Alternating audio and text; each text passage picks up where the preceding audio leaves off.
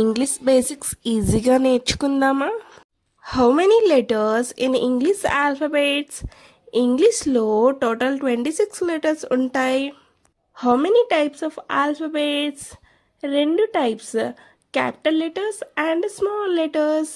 Into how many groups are alphabets divided? Alphabets 2 గ్రూపులు divide అయ్యాయి. ఒకటి వోవెల్స్, ఇంకొకటి కాన్సనెంట్స్.